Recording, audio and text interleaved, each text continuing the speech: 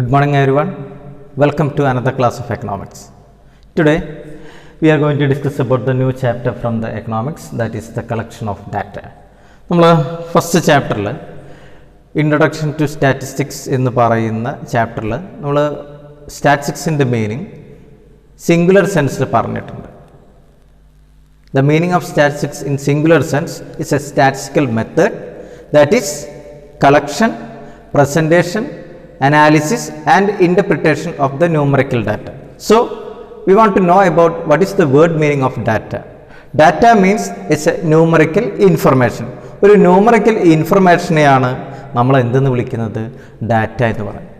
ആ ഡാറ്റ നമ്മൾ നേടിയെടുക്കുന്ന അല്ലെങ്കിൽ ശേഖരിക്കുന്ന പ്രോസസ്സിനെ വിളിക്കുന്ന പേരാണ് കളക്ഷൻ ഓഫ് ഡാറ്റ എന്ന് പറയുന്നത്. നമുക്ക് ഇതിൻ്റെ ഡീറ്റെയിൽ ഭാഗത്തേക്ക് പോവാം.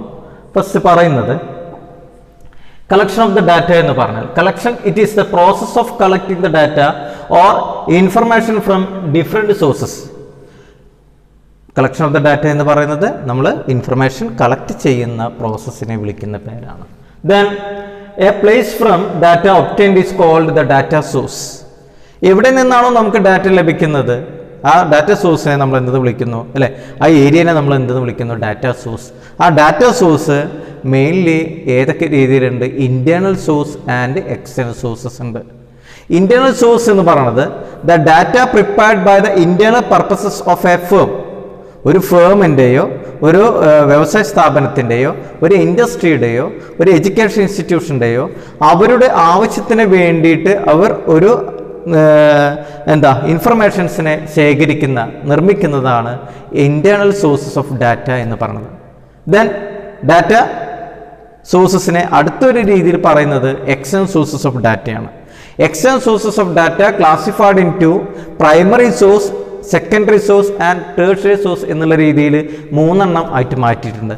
നിങ്ങൾക്ക് അതിലെ 2 നമുക്കിവിടെ പഠിക്കേണ്ടത്. നമുക്ക് നോക്കാം. ഡാറ്റ സോഴ്സിനെ കുറിച്ച് പറഞ്ഞു. The statistical data can be obtained from the 2 sources. 2 രീതിയിലുള്ള സോഴ്സസ് പറയുന്നുണ്ട്. ആ 2 രീതിയിലുള്ള സോഴ്സസിനെ നമ്മളിവിടെ പറയുന്നത് ദ പ്രൈമറി ആൻഡ് സെക്കൻഡറി ആണ്. ഓർ ഒന്നും കൂടി ഉണ്ട്, പ്രൈമറി, സെക്കൻഡറി ആൻഡ് ടേർഷ്യറി എന്നുള്ള രീതിയിലേക്ക് ഉപയോഗിക്കാം. അപ്പോൾ എന്താണ് പ്രൈമറി ഡാറ്റയും സെക്കൻഡറി ഡാറ്റയും തമ്മിലുള്ള difference? Primary data is a data data is collected from the original sources നിന്ന് data collected in the first time from the original way. അല്ലെ, നമ്മൾ പ്രധാനമായിട്ടും ഡാറ്റ കളക്ട് ചെയ്യുന്നത് ഒറിജിനൽ ആയിട്ടുള്ള അല്ലെങ്കിൽ വളരെ ഒരു വ്യക്തിയുടെ ഒറിജിനൽ ഡാറ്റ കളക്ട് ചെയ്യുന്നതാണ് പ്രൈമറി ഡാറ്റ എന്ന് പറയുന്നത്. നമുക്ക് നോക്കാം. Primary data is a first hand in use. Primary data എന്ന് പറയുന്നത് ഒരു ഫസ്റ്റ് ഹാൻഡ് ആയിട്ടുള്ള ഇൻഫർമേഷൻസ് ആണ് പ്രൈമറി ഡാറ്റ എന്ന് പറയുന്നത്. അതേപോലെ തന്നെ it is collected from an enquiry. ഇത് എൻക്വയറിയിലൂടെയാണ് ഇത് കളക്ട് ചെയ്യുന്നത്. Then it is in the form of raw material. ഇത്തരത്തിലുള്ള ഡാറ്റ നമ്മൾ കളക്ട് ചെയ്ത് കഴിഞ്ഞാൽ അതൊരു റോ ഡാറ്റ ആയിരിക്കും. എല്ലാ വിവരങ്ങളെയും കൂട്ടിക്കുഴച്ചിട്ടുള്ള രീതിയിലായിരിക്കും ഈ പ്രൈമറി ഡാറ്റ ഉണ്ടാവുക. എന്നാൽ സെക്കൻഡറി ഡാറ്റ എന്ന് പറയുന്നത് it is collected from the secondary source or secondary use, second hand use.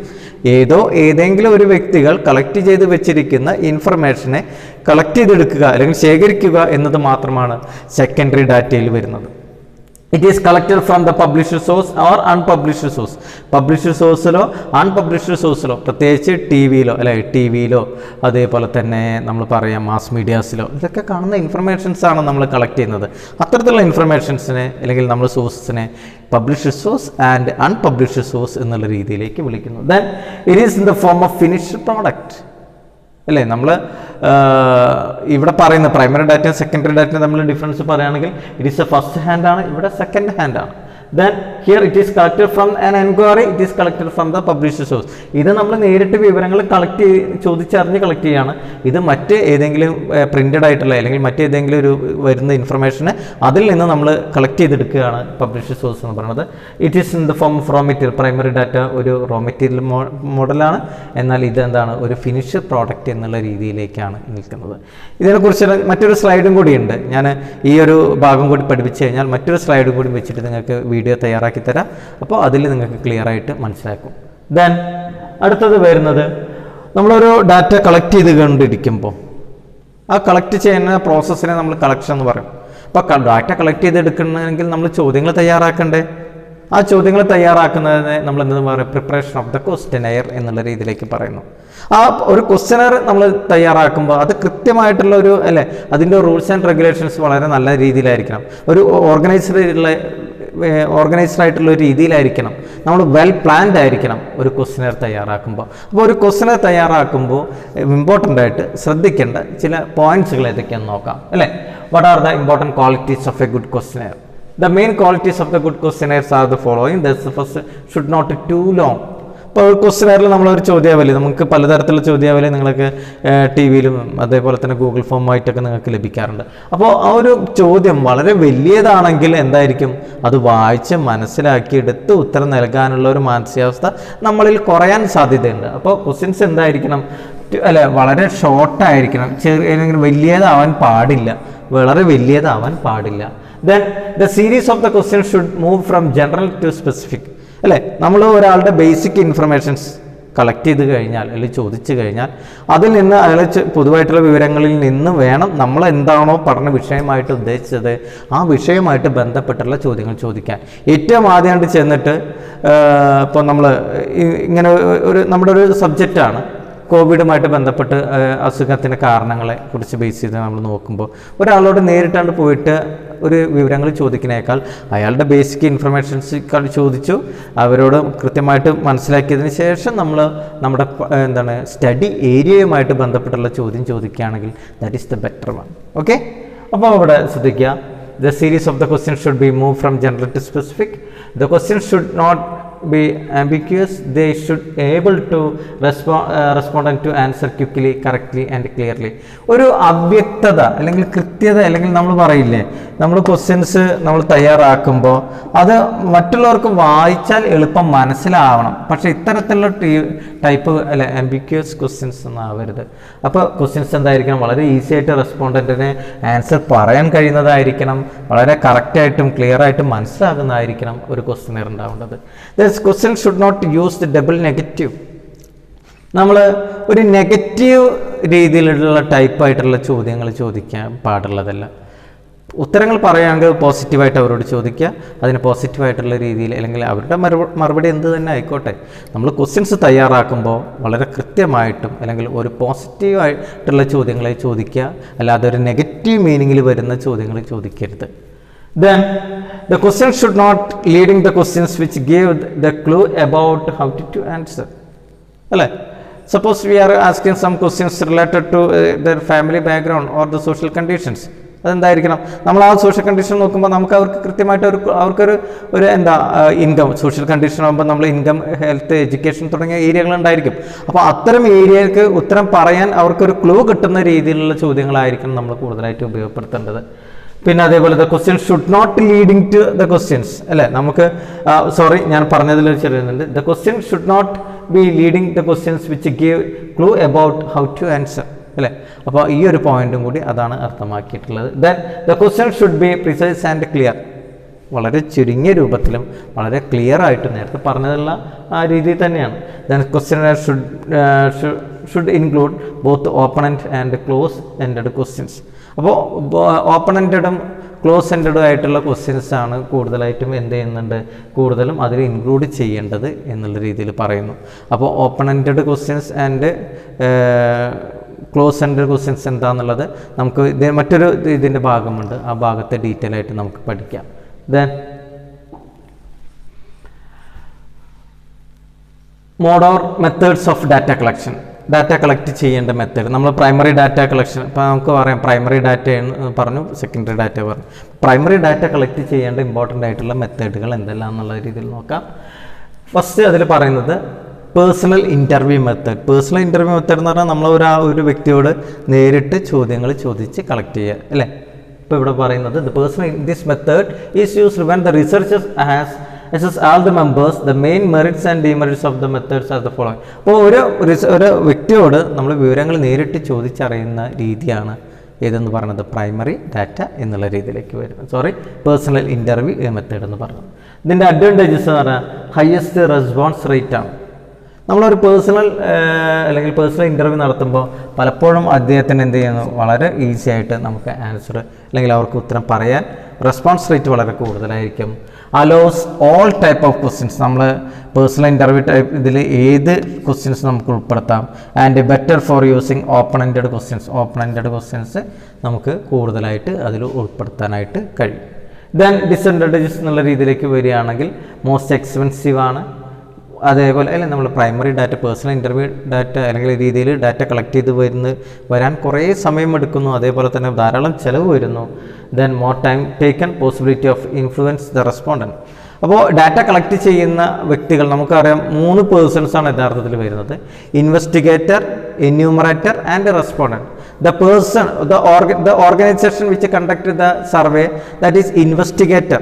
The person who collected the data, that is enumerator.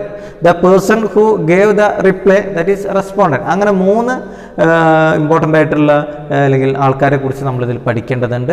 Investigator, then enumerator and respondent എന്നുള്ള രീതിയിലേക്ക്.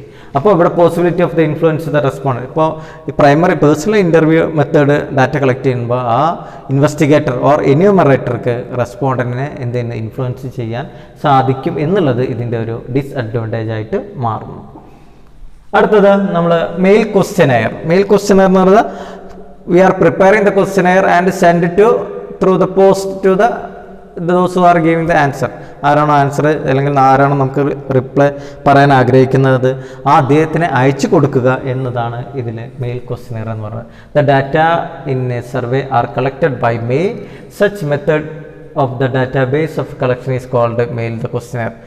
അല്ലേ mail questionnaire ഇപ്പോൾ പറയേണ്ട ആവശ്യമില്ല, നിങ്ങൾക്ക് മനസ്സിലായിട്ടുണ്ടാവും. ദെൻ അതിൻ്റെ മെറിറ്റും ഡിമെറിറ്റും നോക്കാം. മെറിറ്റ് എന്താ? ലീസ്റ്റ് എക്സ്പെൻസീവ്, ചിലവ് കുറവാണ്. Only the method to reach അല്ലെ റിമോട്ട് ഏരിയയിലേക്കൊക്കെ ഇങ്ങനെ ക്വസ്റ്റ്യൻ എത്തിക്കണം എന്നുണ്ടെങ്കിൽ നമ്മൾ മെയിൽ ക്വസ്റ്റ്യനെയർ ചെയ്യുകയാണ് ഏറ്റവും എളുപ്പം. അതേപോലെ തന്നെ നോ ഇൻഫ്ലുവൻസ് ഓൺ റെസ്പോണ്ടൻറ്റ്. പലപ്പോഴും നമുക്ക് ഒരിക്കലും നമ്മുടെ റെസ്പോണ്ടൻറ്റിനെ എന്താണ് മെയിൽ ക്വസ്റ്റ്യനെയറിലൂടെ നമുക്ക് ഇൻഫ്ലുവൻസ് ചെയ്യാൻ കഴിയില്ല. Maintains anonymity of the respondent. നമുക്ക് ഇൻഫർമേഷൻ തരുന്ന ആൾക്കാരുടെ പേരുകളുടെ വിവരങ്ങളൊക്കെ നമുക്ക് രഹസ്യമായിട്ട് സൂക്ഷിക്കും. നമുക്ക് ആരാന്നുള്ള കൃത്യമായിട്ട് നമുക്ക് അവരെക്കുറിച്ച് വ്യക്തമായിട്ട് അറിയണമെന്നില്ല. അപ്പോൾ ഇത്തരത്തിലുള്ള ഒരു ഇൻഫർമേഷൻസൊക്കെ എന്താണ് മെയിൽ ക്വസ്റ്റ്യനെയറിൻ്റെ പോസിറ്റീവ് സൈഡാണ്. Best for the sensitive question. നമ്മൾ പലരോടും സെൻസിറ്റീവ് ക്വസ്റ്റ്യൻസ് ഒക്കെ ചോദിക്കുമ്പോൾ ആ സെൻസിറ്റീവ് ക്വസ്റ്റ്യൻസ് ചിലർ അവർക്ക് കരയാനും ഇതിനൊക്കെ കാരണമാകും. അപ്പോൾ നമ്മൾ മെയിൽ ക്വസ്റ്റ്യനെയറിലൂടെ അയച്ചു കൊടുക്കുമ്പോൾ അദ്ദേഹത്തിൻ്റെ ഫീലിങ്സ് എന്താണ് എന്നുള്ളത് നമുക്ക് എന്താണ് ഡാറ്റ കളക്ട് ചെയ്യുന്ന ഇൻവെസ്റ്റിഗേറ്റർക്കോ എന്യൂമറേറ്റർക്കോ മനസ്സിലാക്കാനായിട്ട് സാധിക്കില്ല.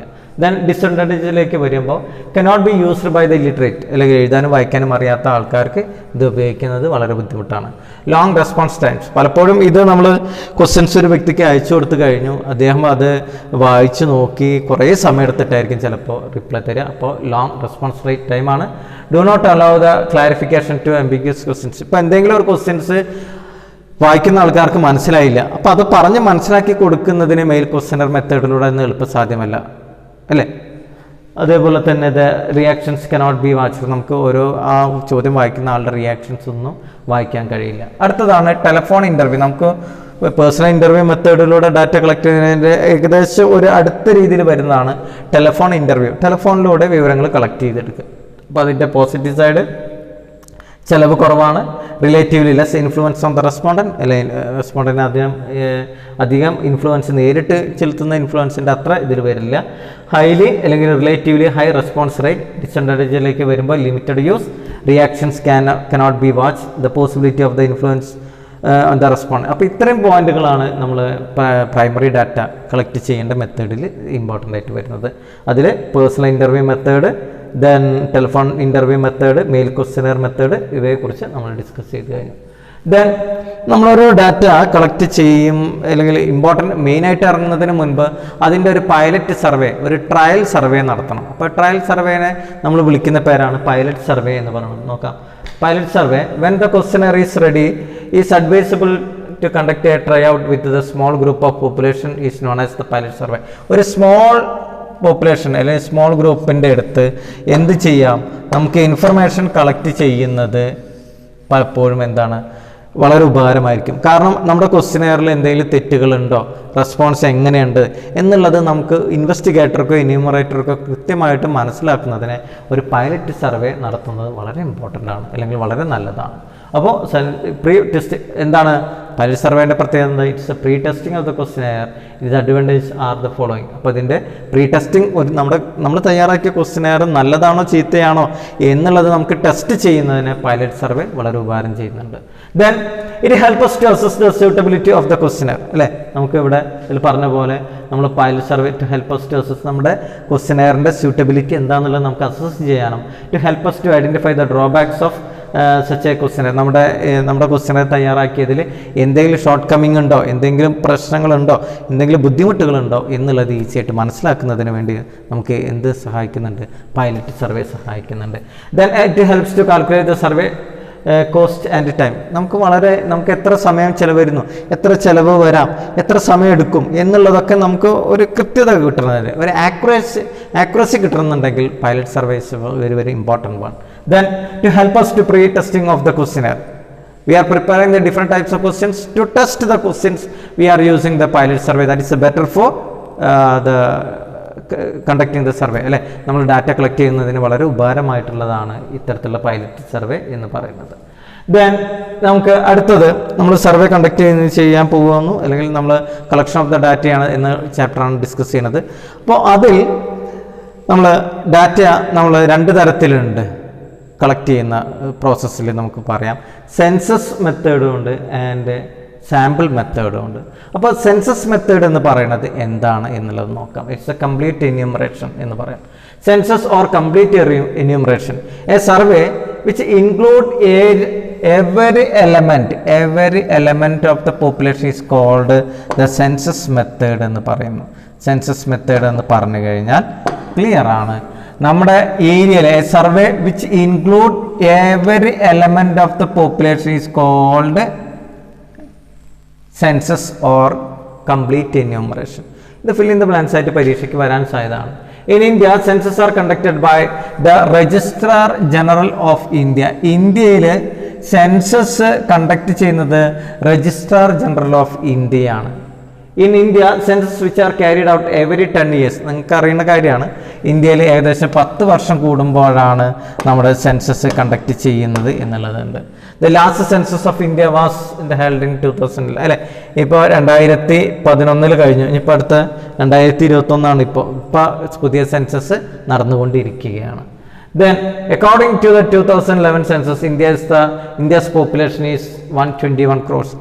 അല്ലേ, 121 ആണ് 2011 സെൻസസ് റിപ്പോർട്ട് പ്രകാരം. അതിൽ ചേഞ്ചസ് സംഭവിച്ചിട്ടുണ്ട്. ഇപ്പോൾ ലേറ്റസ്റ്റ് വരുന്നത് 141 ഒക്കെ അടുത്തേക്ക് എത്തിയിട്ടുണ്ട് എന്നുള്ള രീതിയിൽ വരുന്നു. ഫൈനൽ റിസൾട്ട് ഇപ്പോൾ അടുത്ത് വരും, നമുക്ക് നോക്കാം. ദെൻ ഇതിൻ്റെ മെറിറ്റും ഡിമെറിറ്റും നോക്കാം. സെൻസസ് മെത്തേഡിൽ additional information is to be obtain. നമ്മൾ സെൻസസ് മെത്തേഡിൽ ഡാറ്റ കളക്ട് ചെയ്യുകയാണെങ്കിൽ അഡീഷണൽ ഇൻഫർമേഷൻ നമുക്ക് കളക്ട് ചെയ്യാൻ കഴിയും. Then more reliable information obtain, വളരെ കൃത്യമായിട്ടുള്ള റിലയബിൾ ആയിട്ടുള്ള ഒരു ഇൻഫർമേഷൻ കളക്ട് ചെയ്യുന്നതിന് സെൻസസ് മെത്തേഡ് ഉപയോഗിക്കപ്പെടുന്നുണ്ട്. Then covers the entire population, അത് മൊത്തം ഏരിയ നമുക്ക് പഠന വിഷയമാക്കുന്നതിന് ഇത് ഹെൽപ്പ് ചെയ്യുന്നുണ്ട്. ദെൻ അതിൻ്റെ ഡിമെറിറ്റിലേക്ക് പോകാം. മോർ ടൈം കൺസ്യൂമിംഗ് ആണ്, മോർ എക്സ്പെൻസീവ് ആണ്, more enumerator is needed for collecting the data in A census method. We need more enumerator, ധാരാളം എന്യൂമറേറ്റേഴ്സ് വേണ്ടി വരുന്നു എന്നുള്ളത് ഇതിൻ്റെ ഒരു ഡിമെറിറ്റ് ആയിട്ട് വരുന്നു. അടുത്തത് നമുക്ക് സാമ്പിൾ സർവേ എന്നുള്ളത് നോക്കാം. സാമ്പിൾ സർവേ എന്നുള്ളതിനെ കുറിച്ച് നിങ്ങൾക്ക് ക്ലിയർ ആയിട്ട് ഈസി ആയിട്ട് മനസ്സിലാക്കിയെടുക്കാം. നമ്മൾ ഇപ്പോൾ ഇലക്ഷൻ നടക്കുന്ന സമയത്ത് സാമ്പിൾ സർവേ ആണ് നടത്തുന്നത്, അല്ലാതെ വോട്ട് ചെയ്തിട്ട് പോകുന്ന എല്ലാവരോടും ഇൻഫർമേഷൻ ചോദിച്ചിട്ടല്ല. അതിൽ 1-2 ആൾക്കാരോട് ചോദിക്കും, വീണ്ടും റാൻഡമായിട്ട് അടുത്തടുത്ത ആൾക്കാരോട് ചോദിക്കും. അങ്ങനെയാണ് സർവേ കണ്ടക്ട് ചെയ്യുന്നത്. ആ സർവേൻ്റെ റിസൾട്ടിലാണ് പല പൊളിറ്റിക്കൽ പാർട്ടിയും ഒക്കെ അധികാരത്തിൽ വരുന്നതെന്നൊക്കെ ചെയ്യുന്നത്. അപ്പോൾ നിങ്ങൾക്ക് സർവേ മെത്തേഡിന് ഒരു സിമ്പിൾ എക്സാമ്പിളാണ് നമ്മുടെ ഇലക്ഷൻ്റെ ടൈമിൽ നടക്കുന്ന survey. Then sample survey, the data or information is collected from the samples only. സാമ്പിളുമായിട്ട് മാത്രം എടുക്കുന്നതാണ് ഇതെന്ന് പറഞ്ഞ sampling method. Such a method of data collection is called the sample survey or sampling method. A sample refers to, ഇത് fill in the blanks ആയിട്ട് വരുന്നതാണ്. A sample refers to the group or section of a population from which the information is to be obtained. ഇപ്പോൾ നമ്മൾ information collect ചെയ്യുന്ന പോപ്പുലേഷൻ്റെ അതിനെ represent ചെയ്യുന്ന അല്ലെങ്കിൽ A sample refers to the group or section of the population which the information is to be obtained. അപ്പോൾ അതിൻ്റെ representative ആണ് sample എന്ന് പറയുന്നത്. A good sample generally smaller than the population and give reasonably accurate information about the population. അല്ലേ, നമ്മൾ സാമ്പിളായിട്ട് എടുക്കുന്നത് പോപ്പുലേഷനേക്കാൾ വളരെ ചെറുതായിട്ടുള്ള രീതിയിലായിരിക്കും. ആ പോപ്പുലേഷൻ്റെ അതേ എന്താണോ അതിൽ ഉദ്ദേശിച്ചത് അതിൻ്റെ അതേ ഗുണങ്ങൾ ലഭിക്കുന്ന അല്ലെങ്കിൽ പ്രൊവൈഡ് ചെയ്യുന്നതായിരിക്കും സാമ്പിളിലേക്ക് വരിക. In India, sample survey are conducted National Sample Survey Organization. ഇത് നന്നായിട്ട് ഓർത്ത് വെക്കണം. നാഷണൽ സാമ്പിൾ സർവേ ഓർഗനൈസേഷൻ ആണ് ഇന്ത്യയിൽ സാമ്പിൾ സർവേ കണ്ടക്ട് ചെയ്യുന്നത്. സെൻസസ് ആരാണ്? രജിസ്ട്രാർ ജനറൽ ഓഫ് ഇന്ത്യയും സാമ്പിൾ സർവേ കണ്ടക്ട് ചെയ്യുന്നത് നാഷണൽ സാമ്പിൾ സർവേ ഓർഗനൈസേഷൻ ആണ്. Most of the surveys R become the following reason. എന്തുകൊണ്ടാണ് നമ്മൾ സാമ്പിൾ സർവേ കണ്ടക്ട് ചെയ്യുന്നതിൻ്റെ പ്രത്യേകതകളോട് പറയുന്നുണ്ട്. It provide the reasonable reliable and accurate information. അല്ലേ, suppose we are conducting the sample survey, it gives the reasonably reliable and more accurate information related to the study area or the study field. Then it is needed lower cost than the shorter time. It is very helpful for those who are collecting the information. Data collect ചെയ്യുന്ന വ്യക്തികൾക്ക് വളരെ easy ആയിട്ടും വളരെ time കുറച്ചിട്ടും വളരെ ചിലവ് കുറഞ്ഞിട്ടും data collect ചെയ്യാൻ വളരെ എളുപ്പമുള്ളൊരു മെത്തേഡാണ് സാമ്പിൾ മെത്തേഡ് എന്ന് പറയുന്നത്. ലോവർ കോസ്റ്റും ലോവർ ടൈമും മതി. Then more detailed information can be collected. നമുക്ക് കളക്ട് ചെയ്യാം. Smaller team of enumerator is needed. സെൻസസിന് ധാരാളം ആൾക്കാർ വേണം, എന്നാൽ സാമ്പിൾ സർവേ കളക്ട് ചെയ്യാൻ അത്ര സ്റ്റാഫുകളുടെ ആവശ്യം ഒന്നും എന്യൂമറേറ്റേഴ്സിൻ്റെ ആവശ്യങ്ങളില്ല എന്നതാണ് പറയുന്നത്. ഇനി നമുക്ക് ഇവിടെ പറയുന്നുണ്ട് സാമ്പിൾ സർവേനെ ഏതെല്ലാം രീതിയിൽ മാറ്റിയിട്ടുണ്ട്. അല്ലെങ്കിൽ നമ്മൾ സാമ്പിളിംഗ് മെത്തേഡ്, ആ സാമ്പിളിംഗ് മെത്തേഡിൽ റാൻഡം സാമ്പിളിംഗ് എന്നും ഒരു നോൺ റാൻഡം സാമ്പിളിംഗ് എന്നുള്ള രണ്ട് കാറ്റഗറൈസ് ആയിട്ട് കൊടുത്തിട്ടുണ്ട്. അപ്പോൾ അതിലെന്താണ് റാൻഡം സാമ്പിളിംഗ്? റാൻഡം സാമ്പിളിങ്ങിന് ഉദാഹരണമാണ് നിങ്ങളുടെ എല്ലാവരുടെയും പേരുകൾ എഴുതിയിട്ട് ഒരു പാത്രത്തിലിട്ടിട്ട് അതിൽ നിന്ന് ഏതെങ്കിലും ഒരാളെ കളക്ട് ചെയ്യുന്നത് റാൻഡം സാമ്പിളിംഗ് ആണ്. ആ റാൻഡം സാമ്പിളിംഗ് വരുന്നതാണ് ലോട്ടറി മെത്തേഡ് എന്നൊക്കെ പറയുന്നത്. അപ്പോൾ നമുക്കിവിടെ നോക്കാം. Sampling method. In the random sampling, every individual has an equal chance. Every individual have an equal chance. നിങ്ങളുടെ എല്ലാവരുടെയും പേര് എഴുതിയിട്ട് ഒരു പാത്രത്തിലിട്ടിരിക്കുകയാണ്, പേപ്പർ ഇങ്ങനെ ചുരുട്ടിയിട്ട്. അതിൽ നിന്ന് നിങ്ങളുടെ പേരെടുക്കാൻ പോകുന്നു. അപ്പം നിങ്ങൾക്ക് ഓരോരുത്തർക്കും ആകാംക്ഷയായിരിക്കും അല്ലേ, നിങ്ങളിങ്ങനെ ആകാംക്ഷയോടെ നോക്കുമായിരിക്കും. കാരണം എല്ലാവർക്കും എന്താ ഈക്വൽ ചാൻസ് ഉണ്ട്. ആ ഈക്വൽ ചാൻസ് ഉള്ളത് കൊണ്ട് തന്നെ നമ്മൾ എന്ത് ചെയ്യുന്നു, സാമ്പിളിംഗ് മെത്തേഡിൽ അല്ലെങ്കിൽ റാൻഡം സാമ്പിളിങ്ങിൽ ആര് വേണമെങ്കിലും സെലക്ട് ചെയ്യാം. അപ്പോൾ ഇവിടെ വരുന്നത് നോക്കാം. In random sampling every individual has an equal chance of being selected as a sample. The individual who are selected as just like one who are not selected. In random sampling, samples are selected with the help of random numbers, random number tables, lottery method, പലതരത്തിലുള്ള method ഉണ്ട്. അപ്പോൾ ഇതിന് example ആയിട്ട് lottery method അതിനൊരു ഉദാഹരണമാണ്. ഇനി non random sampling. Non random sampling എന്ന് പറയുന്നത് പ്രത്യേകിച്ച് നേരത്തെ പോലെ എല്ലാവർക്കും ഈക്വൽ ചാൻസ് ഇല്ല. ഓരോരുത്തരുടെ ഒബ്സർവേഷൻ, ഓരോരുത്തരുടെ കൺവീനിയൻറ്റ്, ജഡ്ജ്മെൻറ്റ്, ഇതൊക്കെയാണ് നോൺ റാൻഡം സാമ്പിളിങ്ങിൽ വരുന്നത്. In non random sampling all the unit of the population do not have an equal chance. എല്ലാവർക്കും ഈക്വൽ ചാൻസ് കൊടുക്കുന്നില്ല. ഡു നോട്ട് ഹാവ്, ഇവിടെ ടേം നന്നായിട്ട് ശ്രദ്ധിക്കുക. have been selected as a sample. The convenience or judgment of the investigator plays an important role in the selection of the sample. ഇപ്പോൾ sample collect ചെയ്യുന്ന വ്യക്തിയുടെ അദ്ദേഹത്തിൻ്റെ സൗകര്യപ്രദവും അദ്ദേഹത്തിൻ്റെ ജഡ്ജ്മെൻറ്റിലും, ഇപ്പോൾ ഞാൻ നിങ്ങളുടെ ക്ലാസ് റൂമിലേക്ക് കയറി വന്നു. I want to select those who are the height student. ക്ലാസ്സിലെ ഏതെങ്കിലും ഒരു ഹൈറ്റുള്ള ഒരു വിദ്യാർത്ഥിനെ സെലക്ട് ചെയ്യാനാണ് ഞാൻ ക്ലാസ്സിലേക്ക് എത്തിയത്. ക്ലാസ്സിലെത്തിയിട്ട് ഞാൻ പെട്ടെന്ന് എല്ലാവരോടും എണീറ്റ് നിൽക്കാൻ പറഞ്ഞു അതിൽ ഏറ്റവും ഹൈറ്റുള്ള ഒരാളെ ഞാൻ സെലക്ട് ചെയ്യുന്നു. അതെൻ്റെ കൺവീനിയൻറ്റ്, എൻ്റെ ജഡ്ജ്മെൻറ്റിലൂടെ തോന്നിയ ഒരാളെടുത്ത് കൊണ്ടുപോയതാണ്. എല്ലാവർക്കും ഈക്വൽ ചാൻസ് ഞാൻ കൊടുത്തിട്ടില്ല. അപ്പോൾ എൻ്റെ ജഡ്ജ്മെൻറ്റ് സാമ്പിളിംഗ് അല്ലെങ്കിൽ ജഡ്ജ്മെൻറ്റ്, ഒബ്സർവേഷൻ, ദെൻ കൺവീനിയൻസ് ഒക്കെ നോൺ റാൻഡം സാമ്പിളിങ്ങിന് എക്സാമ്പിളായിട്ട് വരുന്നു. ദെൻ നമുക്ക് സാമ്പിളിങ്ങിൽ ഇമ്പോർട്ടൻ്റ് ആയിട്ട് രണ്ട് ടൈപ്പ് എറേഴ്സ് വരാറുണ്ട്. നോൺ സാമ്പിളിംഗ് എറേഴ്സും സാമ്പിളിംഗ് എറേഴ്സും. നോൺ സാമ്പിളിംഗ് എറേഴ്സും സാമ്പിളിംഗ് എറേഴ്സും. അപ്പോൾ എന്താണ് സാമ്പിളിംഗ് എറർ എന്ന് പറയുന്നത്? The difference between actual value of the parameter of the population and its estimated sampling error. ഇപ്പോൾ നമ്മൾ സാമ്പിളിംഗ് എറർ എന്ന് പറഞ്ഞു കഴിഞ്ഞാൽ sampling error is equal to actual value minus sampling value. ഇപ്പോൾ ആക്ച്വൽ വാല്യൂ സാമ്പിളിംഗ് വാല്യൂ തമ്മിലുള്ള ഒരു difference നോക്കാം. Suppose ഞാനിവിടെ ഒരു 4 നമ്പേഴ്സ് എടുക്കുന്നു, 4, 5, 6 ആൻഡ് 20 എന്ന് പറയുന്ന 4 നമ്പേഴ്സ് എടുത്തു. Find out it's average. Average എങ്ങനെ കാണാം? ഇതെല്ലാം ആഡ് ചെയ്തിട്ട് അതിൻ്റെ എണ്ണം കൊണ്ട് ഡിവൈഡ് ചെയ്യുക. അപ്പോൾ ഇത് ടോട്ടൽ ചെയ്തു അല്ലേ, 10, അപ്പോൾ 30, 35 ഡിവൈഡഡ് ബൈ 4 എത്ര 8.75 എന്ന് കിട്ടി. ഇതാണ് ആക്ച്വൽ വാല്യൂ എന്ന് പറയുന്നത് ഇത്. ഇനി നമ്മൾ sampling value, suppose V are taking the 2 numbers 4 and 20. ഇതിൻ്റെ ആവറേജ് കാണുന്നു. ആവറേജ് കാണുക എന്ന് പറയുമ്പോൾ എത്ര, ഇത് 2 സംഖ്യകളുള്ളൂ. therefore 24 divided by 2 that is equal to 12. അപ്പോൾ 24 നമുക്ക് ആക്ച്വൽ വാല്യൂ എത്ര കിട്ടിയിട്ടുണ്ട് 8.75ഉം സാമ്പിളിംഗ് വാല്യൂ എത്ര കിട്ടിയിട്ടുണ്ട് 12. therefore സാമ്പിളിംഗ് എറർ എന്ന് പറഞ്ഞു കഴിഞ്ഞാൽ എന്ത് വരുന്നു, sampling error is equal to actual value എത്ര കിട്ടിയ 8.75 മൈനസ് സാമ്പിളിംഗ് വാല്യൂ എത്ര കിട്ടി 12. അപ്പോൾ ഇങ്ങനെ കിട്ടിയ ആൻസർ, ഞാൻ ഇപ്പോൾ ഒരു എക്സാമ്പിൾ വെച്ച് ചെയ്താണ്, ഇങ്ങനെ കിട്ടിയ ആൻസർ 0നേക്കാൾ കൂടും തോറും അവിടെ സാമ്പിളിംഗ് എറർ ഉണ്ട് എന്നാണ് അതിൻ്റെ അർത്ഥം. അപ്പോൾ 0ൻ്റെക്ക് അടുത്തേക്ക് വരും തോറും സാമ്പിളിംഗ് എറർ കുറവാണ് എന്നുള്ളതാണ് ഇതിൻ്റെ അർത്ഥം. അപ്പോൾ സാമ്പിളിംഗ് എറർ നോക്കാം. The difference between the actual value of the parameter of the population and its estimates is the sampling error. It is possible to reduce the magnitude of the sampling error by taking the larger sample. അപ്പോൾ ഇതിൽ നമ്മളിതിൻ്റെ ഇത് കുറയ്ക്കണമെന്നുണ്ടെങ്കിൽ larger sample എടുത്തു കഴിഞ്ഞാൽ നമുക്കിതിൻ്റെ difference ഇതിൽ വരുന്ന problems ഒരുവിധം സോൾവ് ചെയ്യാനായിട്ട് കഴിയുന്നു എന്നതാണ്. ദെൻ അടുത്തത് നോൺ സാമ്പിളിംഗ് എറേഴ്സ് എന്ന് പറയുമ്പോൾ നമ്മൾ സാമ്പിളിങ്ങിലൂടെ അല്ലാതെ വരുന്ന ചില പ്രോബ്ലംസ് എന്ന് പറയുന്നത്. Non sampling errors are more serious than the sampling error because of sampling errors can be minimised by taking. നമുക്ക് ലാർജർ വാല്യൂസ് എടുത്തു കഴിഞ്ഞാൽ നമുക്കത് കുറയ്ക്കാൻ പറ്റും.